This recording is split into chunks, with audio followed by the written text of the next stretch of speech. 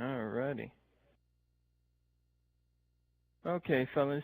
So yeah, in this video, I'm gonna talk about a video that I saw. See, the thing is, kind of bugs me, and GLL made this point pretty clear, and I'm glad I'm not the only one who notices this. But there's a lot of criticism videos of Halo, of course, on YouTube, but a lot of them seem to throw Reach under the bus. You know, a lot of them seem to think that Reach is where everything started to become shit. And I guess you could make the argument that maybe that game didn't go in the direction that you would have liked, blah, blah, blah. But, like, it was still Halo, you know? Like, was. Still made by the same guys who made Halo 3, you know? Like, it's a good game. Even if you like Halo 3 more, or Halo 1 or 2 more, it's still on par with those games, you know?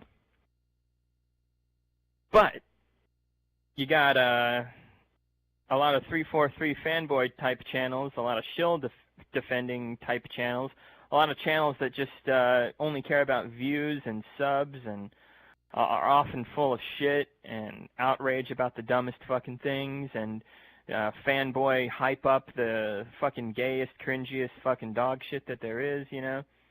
Like, you gotta watch out for those people. They don't know what the fuck they're talking about. And a lot of them are Halo YouTubers like LNG or Late Night Cock Up the Ass, yeah. Fluke the Forgettable, Full of Crap Man, Fagin, Ultimate Galo, you know, all Green Shill, Galo Follower, all these motherfuckers. They're some of the worst, you know? Especially that Galo Follower and Green Shill. My God, by far they are the worst. These are horrible, corrupt, money-grubbing, greedy shithead individuals who don't give a fuck about actual video game quality. You know, all they give a fuck about is getting some money off of the franchise, getting some money off of YouTube, getting some money off of all kinds of gummy, e-begging forms of monetization. Fuck these people. Get a real fucking job. Anyway, yeah, a lot of these people, they whenever there's criticism towards the 343 Halo games, they like to pick on Reach, the Bungie Halo game, and they use that as an example as to why, oh, if there's anything wrong with 343 Halo games, it's Reach's fault, blah, blah, blah. And it's like, not really, but, you know, you are desperate for any form of excuse because typically that's what 343 fanboys and shills like to do. So, anyway, a lot of the time they shit on Reach, and it's fucking annoying. Yeah, sometimes they compliment Reach, though, which is nice, but a lot of them, they do shit on Reach. And it's fucking annoying, because Reach is a pretty fucking good fucking Halo game. But, whatever. You know, these people are fucking retarded. So, anyway, and when I say that, I actually fucking mean it, as if it's like a fact, basically, because let's get real here. There's this argument out there that gaming is an art form. Gaming is subjective. You can't just say that one game is better than another game as if it's a fact. It's all opinion-based subjective matter. And yeah, that is true to a certain degree. Games are art and opinions and blah, blah, blah. Yeah, that's true. But you know what else is also true? That games are a commodity, a fucking product exchanged for cash, you know, money. Yeah, and guess what? Some products are pieces of shit, and they cost a good bit of money, and they're not worth it, you know? Seriously, it happens. There are scams out there. There are shit deals out there. And the 343 Halo games and many other dumbass dude bro, same game every year, fucking microtransaction-friendly, online-only, cut content kind of garbage like Halo 5 and whatnot, like Call of Duty games, Theftiny and shit games like that, Overwatch, Rainbow Six Siege, you know, like Faggot Night and PUBG, you know, trash like this that shouldn't even be considered a video game because it's basically a slot machine. Like, that kind of shit, fucking, that's awful, you know, and that stuff is flooding the video game world right now. Pretty horrible. Pretty horrible. What was I fucking talking about, though? I spaced out. Jesus. I'm tired. You guys gotta forgive me. Yeah, a lot of Halo criticism videos don't give Reach the credit that it deserves. And this video that I'm about to show you from this one dude, what's his name? Move the Mouse. I think that's his name, right? I think. Jesus Christ, I don't even know the guy's name. What the fuck is wrong with me? I must be tired. Anyway, this dude, he did a pretty good criticism video for the Halo franchise as to why he feels like he can't support this franchise any longer, you know? And when I watched the video, it was quite moving, and yeah, I agreed with it for the most part, pretty much. The guy is a cool dude. I watched some of his other videos. He talked about why Mass Effect went down the shitter. He talked about why he's worried about Red Dead Redemption 2's microtransaction stuff and how they're going to handle the online for that game. And yeah, some legitimate concerns, some really good points. One thing I'm not too keen on about the guy is he used to be a big-time Call of Duty fan, but not anymore. And I was never a big-time Call of Duty fan. I got into the franchise a little bit during World at War and Modern Warfare 2, and I think those are some of the better Call of Duty games. And to be honest, I hate saying this, but I'll say it. Those aren't terrible games. But yeah, Move the Mouse talks about them like they're the greatest thing ever. I don't see it personally, but you know, I'm a hardcore Halo guy, so us hardcore, true, deep, hardcore, fucking psychotic Halo fans, the real fucking crazy Halo fans like me, we're just like, fuck Call of Duty. Fuck that Twitch shooter, noob-friendly dog shit. That stuff's for fags. Fucking Halo's where it's at. In Bungie Halo games, you have to actually be good at consistently landing shots in arena-style combat accurately and effectively and quickly.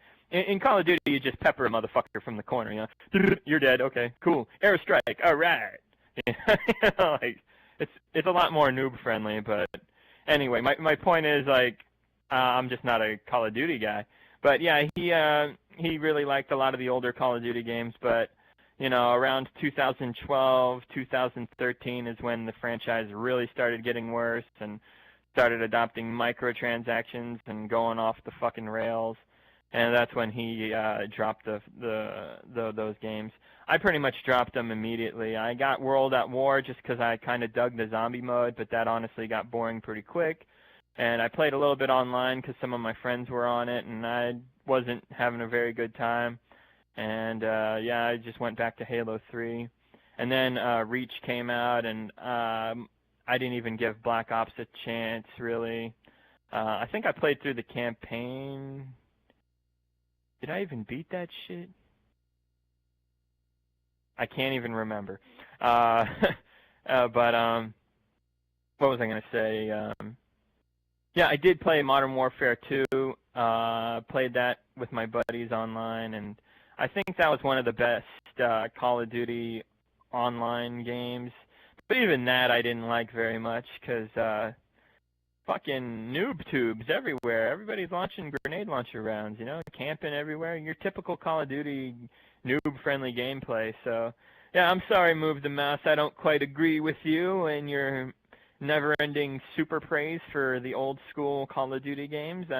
I think I even heard you say that Modern Warfare 2 Online was your best and most favorite multiplayer online experience of all time. I think you said something like that, and I can't agree with that shit at all. For me, it would be probably Halo 3 or Halo Reach. Yeah, but anyway, yeah, so my point is, this guy's pretty cool for the most part. I agree with him on a lot of stuff. Yeah, he did this video I'm about to show y'all, this Halo criticism type video, and yeah, I agree with a lot of his stuff, so let's just go through it. And yeah, let me play this shit. Alright, here we go. Welcome to I'm Done With, the series where we take a deeper look at games that, in my opinion, just aren't worth playing anymore. In this episode, I'm done saving the galaxy, I'm done getting teabagged by prepubescent teens, I'm done with Halo. Now, before the fanboys fly off the handle, please know that I was a fanboy too. That's the point of this series. It's all about games that I loved that took a turn for the worse. And in the case of Halo, it took a long time to make that turn, but it will always happen eventually if a developer tries to milk a series long enough.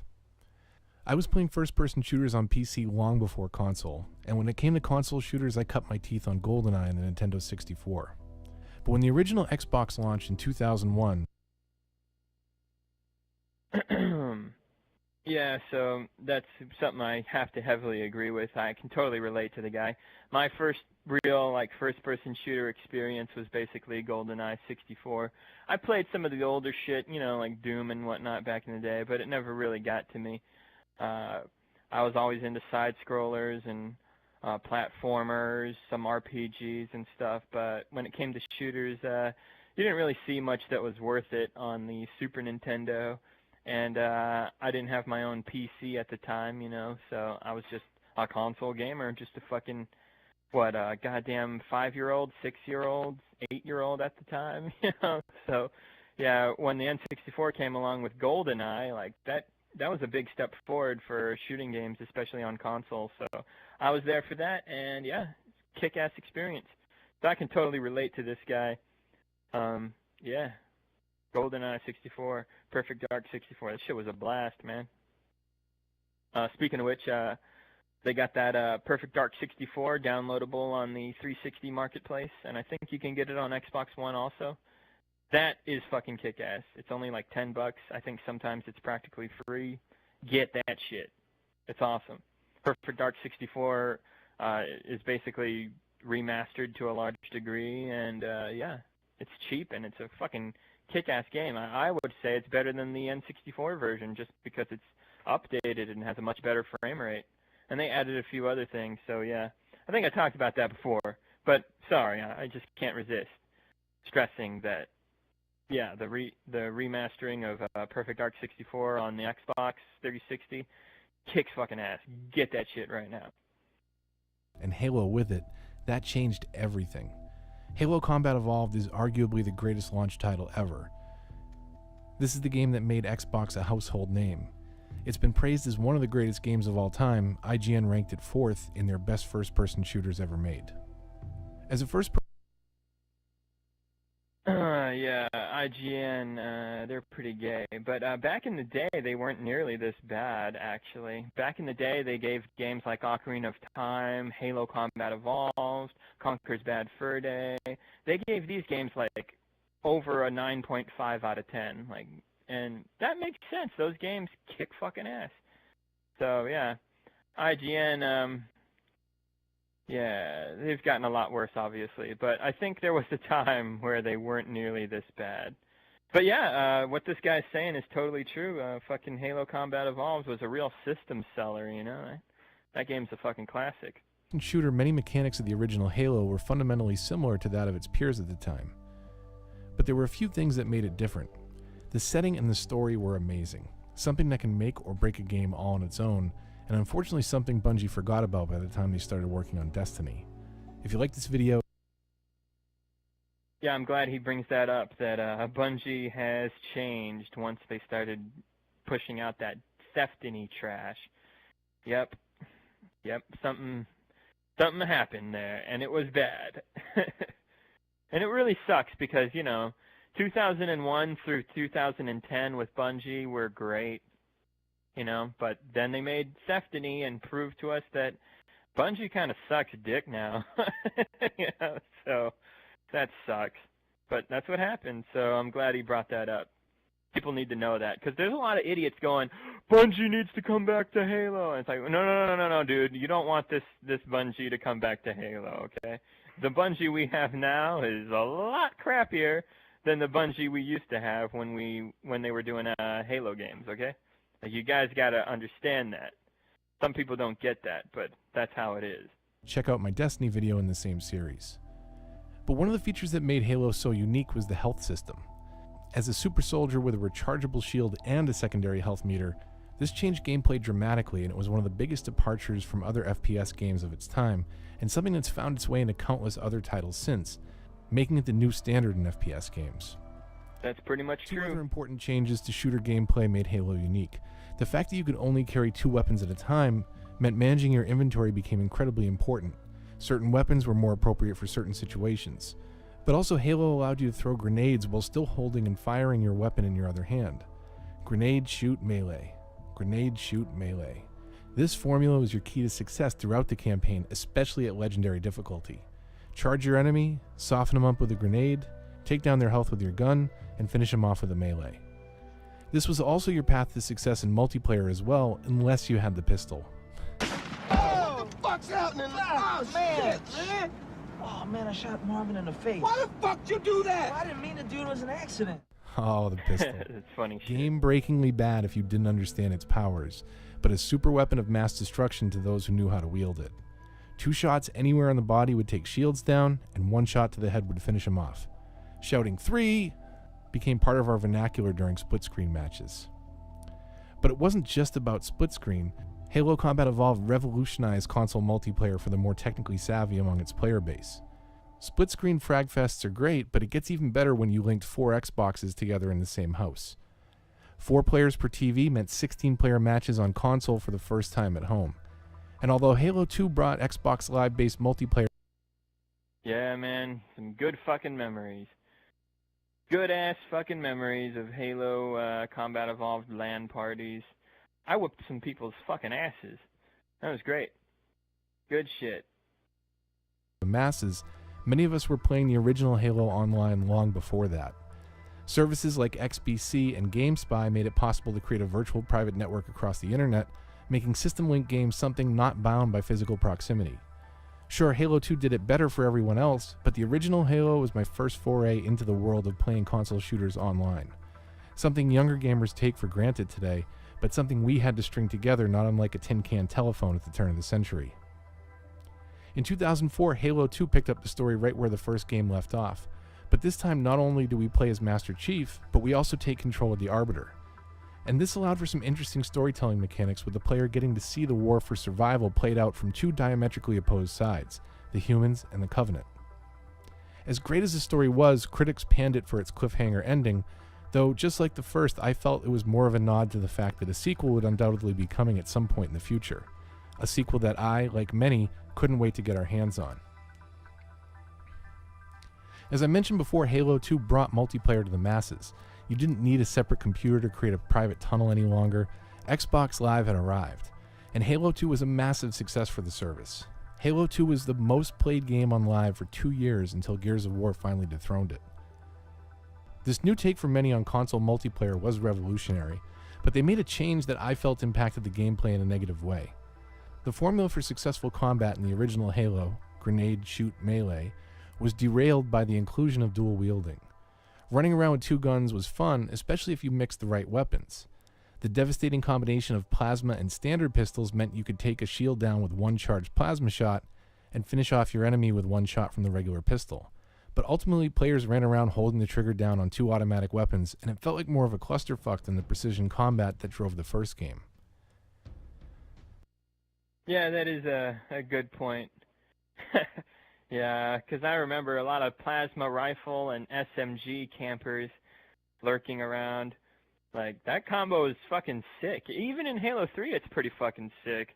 I've won some pretty fucking hardcore games using that against some pretty sick fucking sniping BR abusers, you know? Like, it is kind of cheap. And if somebody's a better shot than you, a lot of the time it's better to grab an SMG and a plasma rifle and just destroy them because it's easier.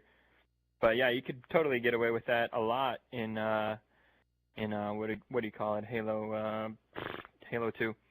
Yeah, so it did kind of mess up the balance a decent bit. But you know, there were always like playlists that pretty much took out dual wielding, and it was just BRs basically and a few power weapons. So yeah, it wasn't a big deal.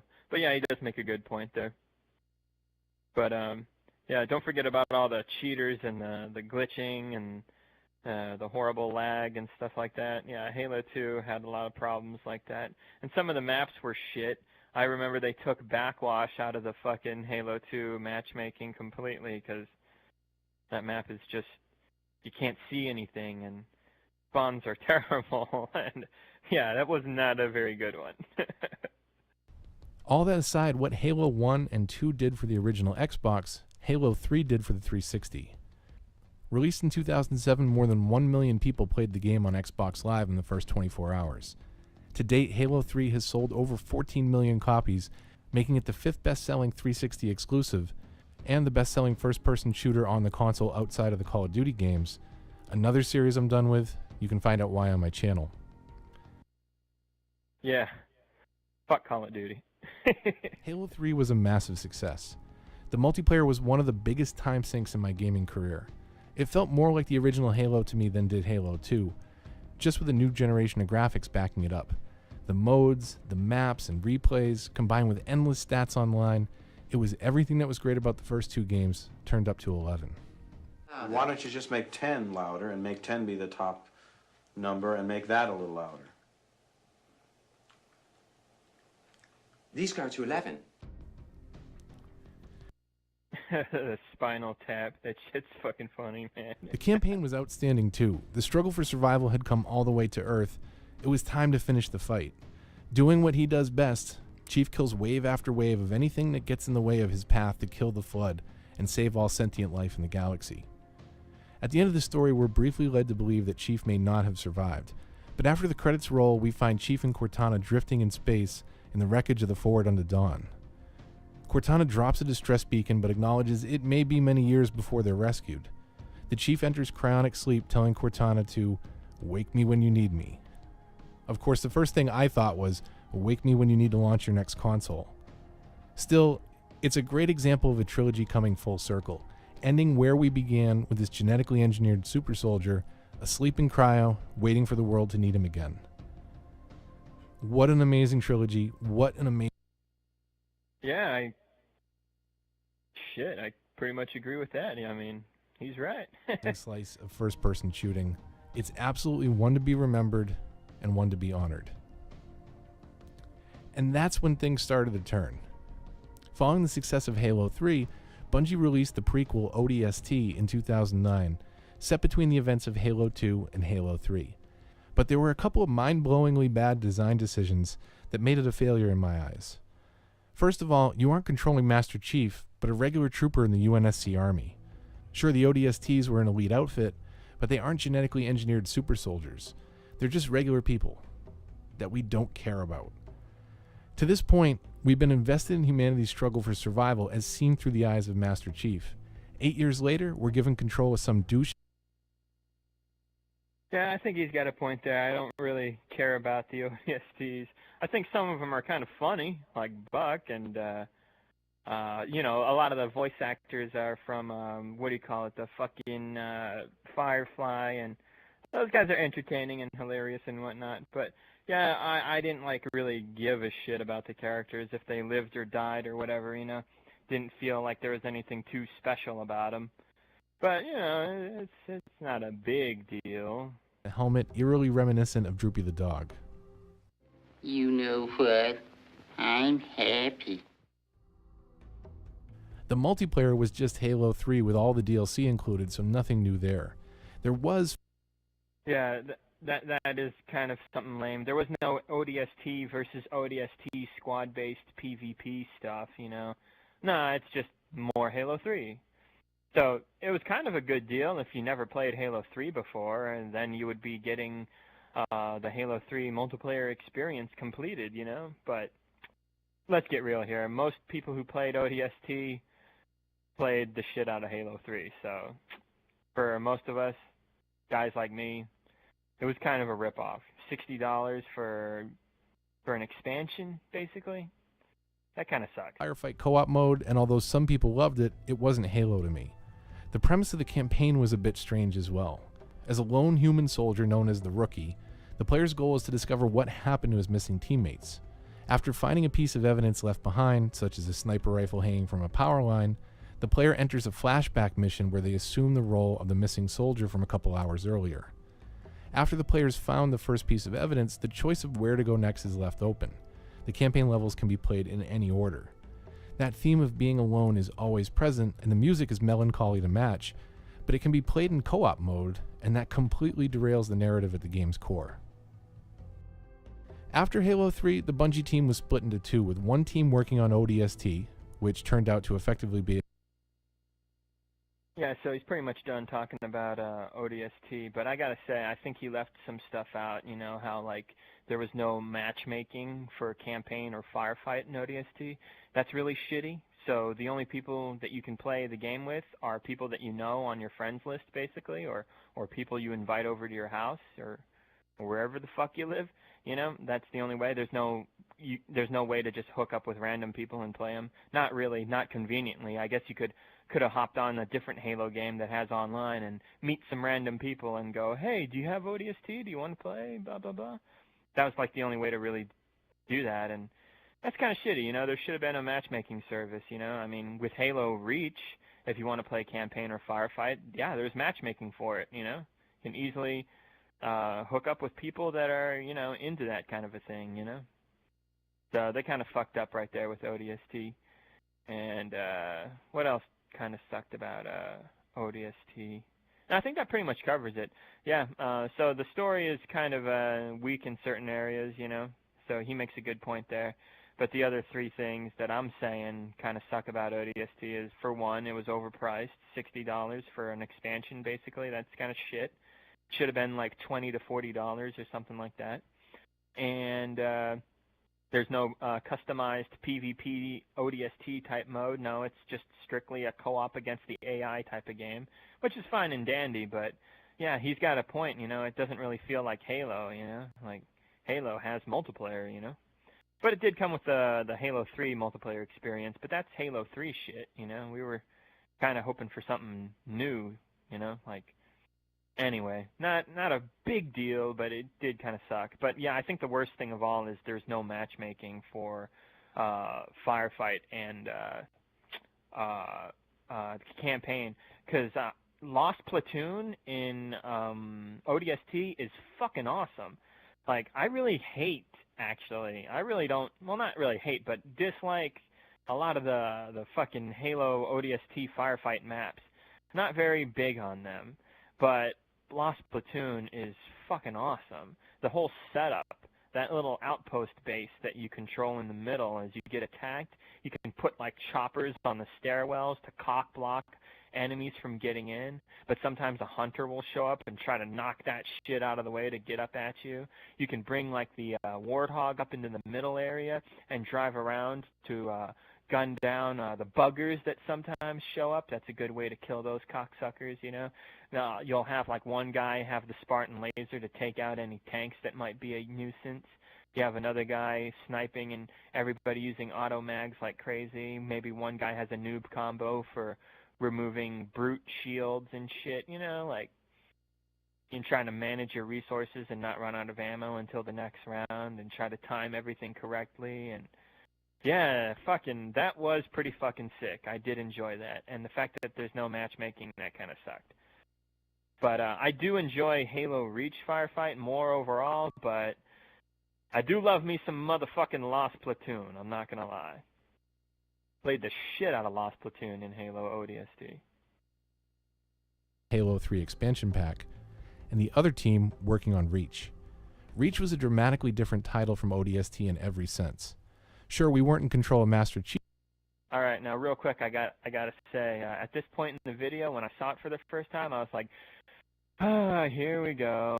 He hated ODST kind of, and now here he is going to shit on Reach, you know, because this is the downfall for a lot of people. So I was just naturally assuming that this dude making this video was going to just totally fucking throw Reach under the bus, like a lot of baggedy Halo YouTubers who don't understand Reach worth a damn. I gotta say, real quick though, Actman, that guy is fucking stupid in a lot of ways. Yeah, that's true. But he does appreciate Reach and understands what makes that game kick ass. So I gotta say that about Actman. He may defend 343 and Call of Duty and a lot of other shitty fucking games like Titan Fail and Overwatch and trash like that. That guy does suck, don't get me wrong. But on this one thing, Halo Reach, like, he was pretty spot on in praising the game. Yeah, it's kind of weird, right? Because a lot of the other Halo YouTubers that are just like him, they don't give Reach the credit it deserves. But at least Actman did. and a few others, but yeah, for the most part, the 343 shills and fan base and YouTubers, the fucking Halo YouTubers that are out there today that keep on buying 343's garbage, no matter how trashy it gets. Yeah, all those assholes. Yeah. Oh God. But at least Ackman, you know, like he can see that Reach is a good fucking Halo game. So not all of them are completely terrible. Actually, none of them are completely terrible. Just a lot of them are mostly terrible. Yeah. Pretty much all of them are mostly terrible. I don't think, you know, it's like what that one guy said from Guardians of the Galaxy. I don't think anyone is 100% a dick. Yeah, but anyway, so yeah, what I'm saying though is at this point in this video, I thought he was going to throw Reach under the bus, but no, he just praises the shit out of it. Listen. But we were in control of Spartan again. And although this was another prequel, this one was set before the start of the Halo trilogy and not wedged into the middle of the timeline. Co-op campaign here also made sense where it didn't in ODST. The story is all about a squad of Spartans, so running around alongside others fits the narrative where it was comical at best in its predecessor. Reach was released in 2010, grossing $200 million on launch day, a new record for the franchise. Many critics called it the best Halo title yet, though some were thrown by the absence of Master Chief. Multiplayer was as strong as ever, but for me the story was worth the cost of the game alone. Very much like at the end of the Burial at Sea DLC for BioShock, the ending of Reach found me scrambling to find my Halo Combat Evolved disc and start the story all over again. It was the perfect cherry on top, bringing the story full circle. A prequel that leaves off exactly where the first game in the series started. Reach more than made up for the mess that was ODST. It was a terrific send-off from Bungie, and the final curtain call for one of the greatest games of the generation, if not all time. Just when I thought I was out, they pulled me back in.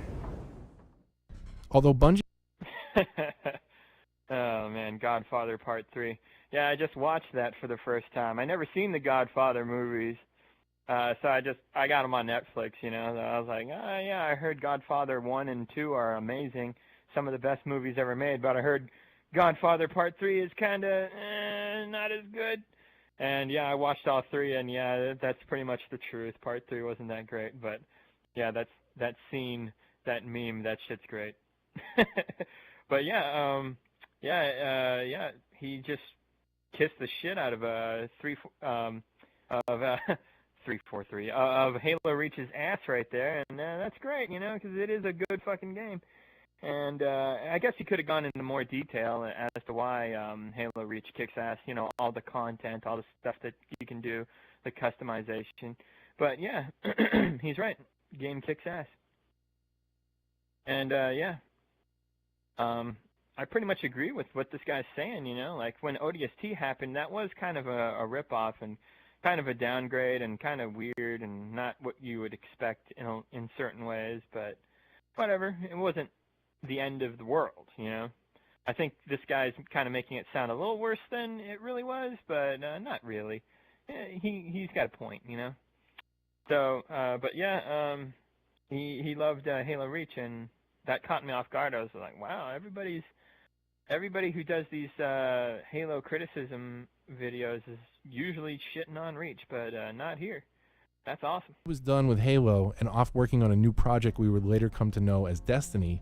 Microsoft was far from done with the series. Or more accurately, far from done milking money out of the fans of the series.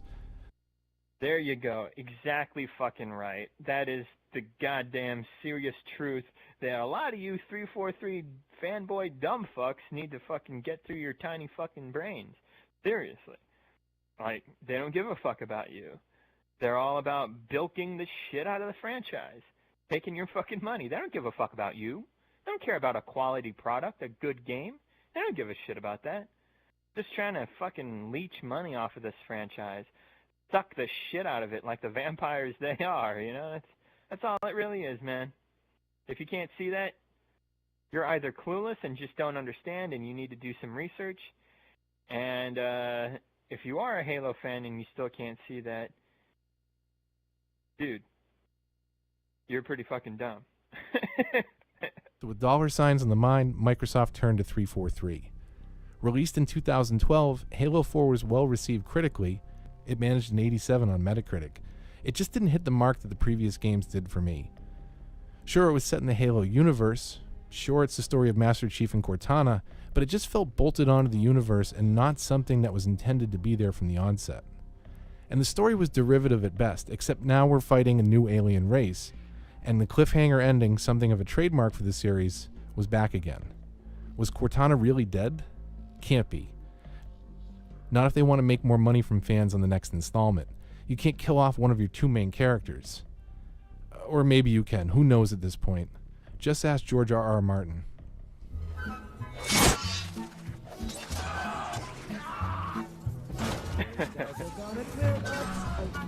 Game of Thrones. That show's gotten so much worse. Fast forward to 2015. But yeah, so far I really can't disagree with this guy too much, you know? This is a pretty good fucking video. We got the dumpster fire that is Halo 5. The marketing for this one was out of control, but unfortunately it seemed that they spent more money marketing the game than they did designing it. The campaign totaled 15 missions, but only 3 of them are spent controlling Master Chief. The rest of the game is spent controlling Spartan Locke and Fireteam Osiris. Fireteam Osiris sucks ass. Oh my god. Hopefully we never see them again. Yeah, but back on Halo 4, he could have gone into more depth about why the story sucks, and I don't think he even talked about how they Call of Duty-anized the multiplayer. So yeah, he could have gone into that. And I noticed he jumps from criticizing Halo 4 a little bit straight to criticizing Halo 5. But come on, you gotta fucking talk about Master Broken Collection, you know? Like, move the mouse? Come on, man. You should have talked about that one. You didn't have to, but I wish you did, because that was broken shit. Yeah, that game launched, and it was basically unplayable, you know? Even the campaign was, like, glitchy and shit. Saves weren't working. Achievements weren't unlocking. Freeze-ups after freeze-up after freeze-up. You know, like, the game was fucked up. They recently started patching the game. Well, they've been patching it a lot ever since 2014. But, yeah, apparently they did a major fix recently, and I heard things are better, but they're still kind of crappy. So, yeah. I know you didn't mention it in this video, but I figured I'd just bring it up because it's telling. It's telling of how shitty 343 are at handling this franchise. You know, it's bad enough that they're greedy cocksuckers appointed by Microsoft, but they don't know what they're doing. You know what I mean? Like, it's one thing to be greedy. It's one thing to not know how to make a video game, but to be both, it's just like, Jesus Christ, you fuckers, you know? Like, not a single redeeming quality about you. Not really. Like, honest people who criticize 343 would give them like a 2 out of 10 as far as how good they are at handling this franchise, you know? I know the 343 dick eaters would give them like 8s, 9s, and 10s, but you know, those a lot of those people, they're insane, you know.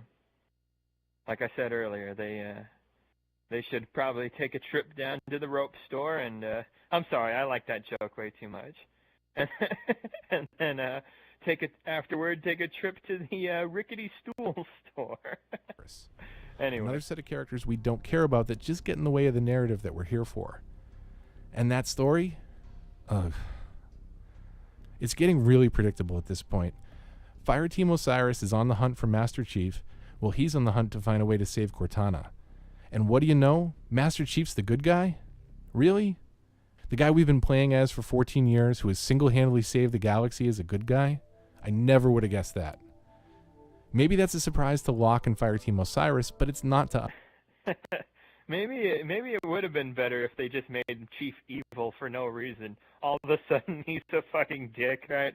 Without Cortana, like, he loses his mind, he literally goes insane, and nah, that's also fucking stupid. I'm sorry, I'm just trying to salvage this dumbass storyline in any way I can. I don't know, man. I really feel like they should have just left Master Chief alone after Halo 3. Like, just never go back to it. But, you know, Halo's a big money maker, and Microsoft is greedy, and they want to bilk this shit, so that's how it goes. Pretty annoying what they've done to the Master Chief character. They kind of made him a pathetic little bitch. Kind of annoying. Like, in Halo 1 through 3, he just says snappy one-liners and does awesome, badass shit, you know?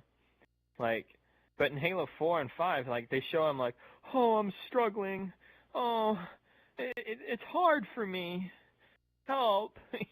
It's just kind of pathetic. And I guess they're trying to make him seem more relatable and emotional and vulnerable and whatnot. But we don't want that from our badass hero in green armor. We don't want that. We don't want him to just kick ass and take fucking names, you know? Like, I don't know. I thought there was already enough emotion, you know? Like in Halo 3 when Master Chief is separated from Cortana and he's trying to get her back, like, they don't really dive into this whole emo drama thing, you know? They just kind of briefly show, oh, he cares about her and he wants to get her back. Okay. That makes sense. They didn't really go like, Cortana, please, please. Oh God, Cortana, my Cortana! You know, like, Halo 4 kind of pushed it in that direction, and it was kind of queer. You know, like, I don't know, it just didn't feel like the same Master Chief that we know. But it wasn't that bad, though. With Halo 5, good God, everything's, like, just so lazily written in Halo 5. And just when you think they might go somewhere with the storyline, it's just moving on. You know, like, oh God. And he's right, this guy in this video talking about how it's like way predictable and shit, you know? Like, story in Halo 5 fucking sucks. Anyway, moving on. It's just a hacky plot device that misses the mark by a mile. By the way, who are any of these people in the game? They forgot to include that in the story. Yeah, that's a good point I want to bring up. Yeah, a lot of noodle scratching here, you know? Like, a lot of the time, even if you read a lot of the books and comics and take a look at movies and outside lore of all types, even then, if you're a reasonable human being, you'll come back and you'll still be fucking confused about the storylines in Halo 4 and Halo 5. Like, not everything is clear. It's annoying. They expect you to go outside of the game to understand the plot. The game should fucking offer you enough to understand the plot, but these don't. They want you to fucking go outside of the game and spend money on their other merchandise. See, it's all about fucking money making, man. They don't give a fuck about the quality of the product, of the story, of the gameplay, anything. They really don't give a shit. Not really. They're doing the bare minimum to make some fucking quick cash off of this franchise because it was once amazing. So, yeah, that's what it's all about. Fucking lame. But yeah, seriously, Halo 5, like, what the fuck is up with Blue Team, you know? Like, where'd they come from? I guess some books explain it and do a shitty job of making it make sense, you know? I know 343 fanboy dick eaters will disagree with me on that, but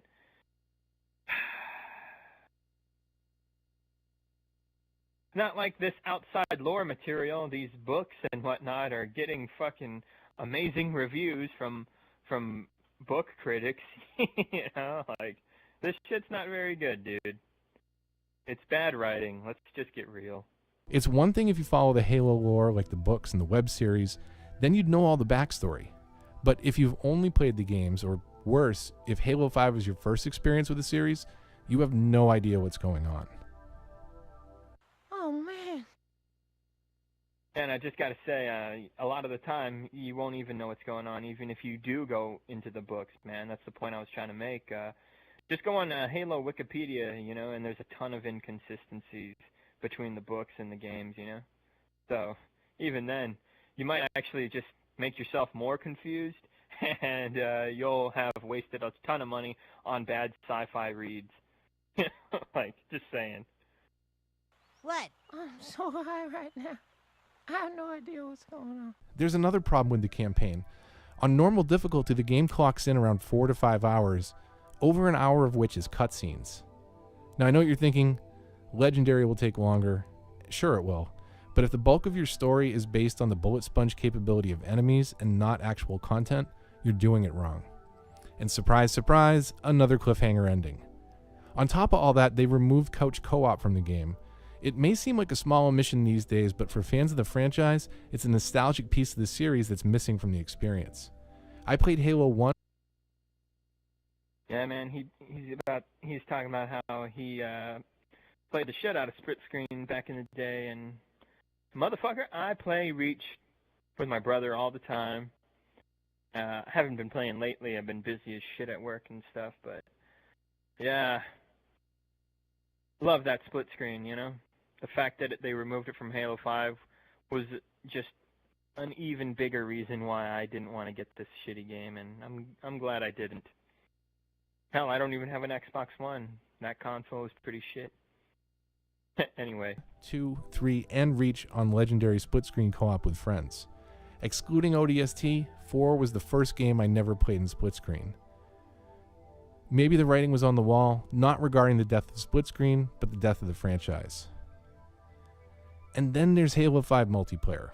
I've always loved Halo multiplayer. It felt right at home on the original Xbox and the 360, but now it feels slow and dated. Movement is sluggish at best, and it's outpaced by almost every other first-person shooter on the market today. Of course, though, it wouldn't be a current-gen game if they didn't try and sell you crap after they already had your money. Arena modes are basically immune from the problem, but Warzone, an interesting twist on multiplayer and bot-based combat, has requisition packs.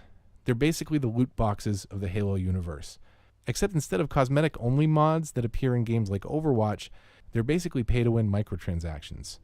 It's disgusting, it's offensive, and it's the final straw for me. They're not getting any more of my money. There you go, man. I'm even worse when it comes to hating on 343's bullshit. I jumped off this fucking shit train after Halo 4, you know, like, I felt stupid for getting that game. You know? Damn. This microtransaction butt fuckery has infected the Halo franchise, and 343 is more than happy to throw it in our faces, you know? So that's just a straight-up admission by 343 that they don't give a fuck about us. They just want our money. That's literally what they're doing and saying, and any idiots who are defending that shit are fucking suckers. Sorry. You guys are fucking suckers, you know?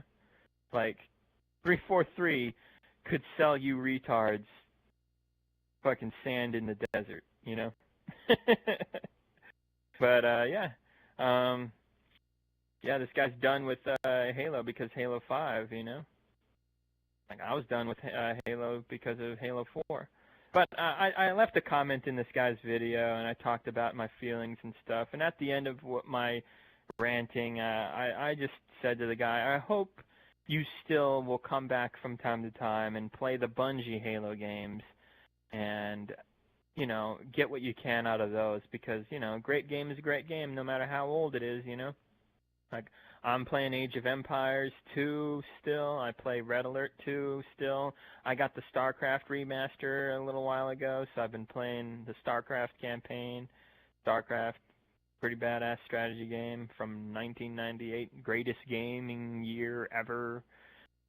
Yeah, you know, just because a game is like 20, 30 years old doesn't mean it's outdated and can't be played and has aged horrible. No, like, a lot of times it's fucking awesome, and it will always be awesome, you know? So, I was just talking to him about that. I was just like, I hope this hasn't, like, tarnished your feelings forever. I hope you still go back to the older Bungie Halo games. And he put a heart next to my comment and acknowledged what I had to say. And, you know, that's fucking cool, you know? I appreciate that. So, I talked about how I was probably going to do a video on this.